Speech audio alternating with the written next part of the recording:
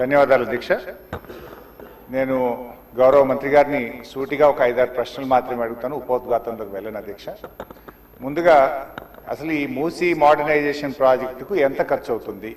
ఒకసారి ముఖ్యమంత్రి గారు 1,00,000 కోట్లు ఖర్చు పెడుతున్నామన్నారు, ఒకసారి 1,50,000 కోట్లు ఖర్చు పెడతామని డిఫరెంట్ టైమ్స్లో డిఫరెంట్ స్టేట్మెంట్స్ వచ్చాయి. అసలు ఈ మూసీ ప్రాజెక్టు సుందరీకరణ మీద రాష్ట్ర ప్రభుత్వం ఎంత ఖర్చు పెట్టాలనుకుంటుంది? ఎందుకంటే ఒకవైపు పిల్లల స్కాలర్షిప్లు ఇవ్వమంటే డబ్బులు లేవు, కోసుక తింటారా అంటున్నారు, లేదా రిటైర్డ్ ఎంప్లాయీస్కు డబ్బులు ఇవ్వండి అంటే డబ్బులు లేవంటున్నారు.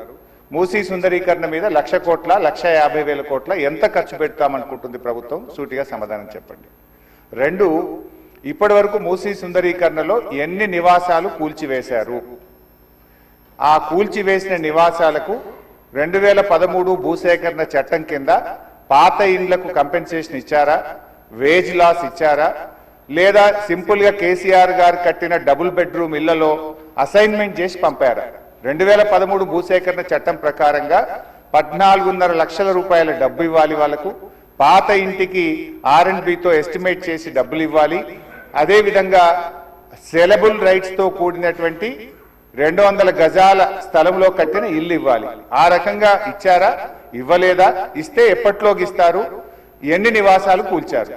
ఇంకా మీరు ఐడెంటిఫై చేసి కూల్చవలసిన ప్రభుత్వ ప్రైవేటు ఇల్లు ఎంత భూమి ప్రభుత్వ ప్రైవేట్ సేకరిస్తున్నారు? సమాధానం చెప్పండి. నంబర్ 3, గౌరవనీయులు మంత్రి గారు మాట్లాడుతూ ఆన్సర్ సిలో ఏమన్నారంటే హెచ్ఎండబ్ల్యూఎస్బి నీటిని హిమాయత్ సాగర్, ఉస్మాన్ సాగర్ లో పంపిణీ చేయడానికి చేపట్టింది. మూసీ నదిలోకి ఎప్పటికప్పుడు విడుదల చేయడానికి 2.5 టీఎంసీలు రిజర్వ్ చేయడం జరిగింది అన్నారు. అంటే స్వచ్ఛమైన గోదావరి జలాలను మూసీలో వదులుతామన్నారు, సంతోషం. మరి ఈ 2.5 టీఎంసీల గోదావరి జలాలు ఎక్కడి నుంచి తెస్తున్నారు? గత ప్రభుత్వం కాళేశ్వరంలో భాగంగా నిర్మించిన మల్లన్న సాగర్ నుంచి నీళ్లు మూసీకి తెస్తున్నారా, ఇంకెక్కడి నుంచైనా గాల్లో నుంచి తెస్తున్నారా? ఆ 2.5 టీఎంసీలు కాళేశ్వరం ప్రాజెక్టులోని మల్లన్న సాగర్ నుంచి వస్తున్నాయా, ఎక్కడి నుంచి వస్తున్నాయో సమాధానం చెప్పండి. తర్వాత అధ్యక్ష, ఈ మూసీ మీ నియోజకవర్గంలోని వికారాబాద్ నుంచి ఆ అనంతగిరి కొండల నుంచి స్టార్ట్ అవుతుంది. గత ప్రభుత్వం మూసీలోకి మురికి నీరు రాకుండా ఉండాలని దాదాపు 32 ఎస్టీపీలు కట్టాం. అందులో ఒకటి మన వికారాబాద్ దగ్గర కూడా ఒక ఎస్టీపీ కట్టాం. ఇవాళ ఆ ఎస్టీపీని మెయింటైన్ చేయక మోటార్లు బీకేసిండ్రు, గడ్డి పెరిగింది. ఆ ఎస్టీపీ ఫంక్షనల్ చేయక వికారాబాద్ మున్సిపాలిటీ మురికి నీరంతా ఈ రోజు మనం తాగుతున్న గండిపేట హిమాయత్ సాగర్ లోకి వస్తున్న విషయం ప్రభుత్వం దృష్టికి వచ్చిందా? ఆ ఎస్టీపీని ఎందుకు మెయింటైన్ చేయడం లేదు అని నేను అడుగుతా ఉన్నా. గత ప్రభుత్వ హయాంలో మేము మూసీలోకి మురికి నీరు రాకుండా ఉండాలని 32 ఎస్టీపీలు కట్టాం. మరొక 39 ఎస్టీపీలు కట్టడానికి కేంద్ర ప్రభుత్వానికి అమృత్ పథకం కింద మేము ప్రతిపాదనలు పంపాం. అవి మంజూరు వచ్చాయా, ప్రారంభించారా, ఏ దశలో ఉన్నాయో సమాధానం చెప్పండి.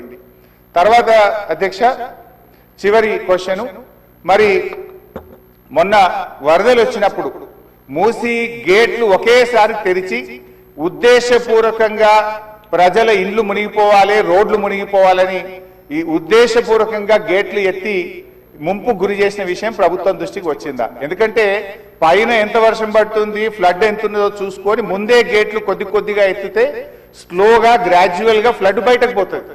కానీ గేట్లు నింపి ఆపిపెట్టి ప్రాజెక్టు మొత్తం నిండిన తర్వాత ఒకేసారి గేట్లు తెరవడం ద్వారా ఓఆర్ఆర్ యొక్క మరి పక్కనుండేటువంటి రోడ్లు కానీ, ఓఆర్ఆర్ యొక్క మన పక్కనుండే రోడ్లు, ఇండ్లు ముంపు ఉద్దేశపూర్వకంగా కావాలనే ప్రభుత్వ పెద్దల యొక్క ఆదేశాలతో ఈ గేట్లు ఎత్తి ముంపు గురి చేసిన విషయం ప్రభుత్వం దృష్టికి వచ్చిందా? ఎందుకు ఆ రకంగా గేట్లు ఎత్తారు?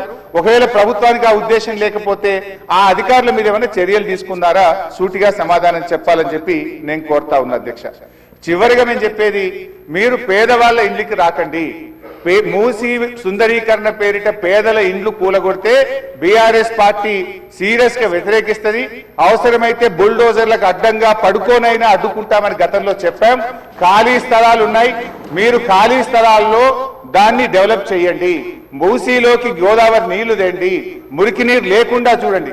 కానీ మూసీ పేరిట పేదల ఇండ్లు కూలిస్తే మాత్రం బీఆర్ఎస్ పార్టీ ఎంత మాత్రం ఒప్పుకోదని మీ ద్వారా ప్రభుత్వాన్ని తెలియజేస్తున్నాం. శ్రీ కె శంకరయ్య గారు. అధ్యక్ష ధన్యవాదాలు.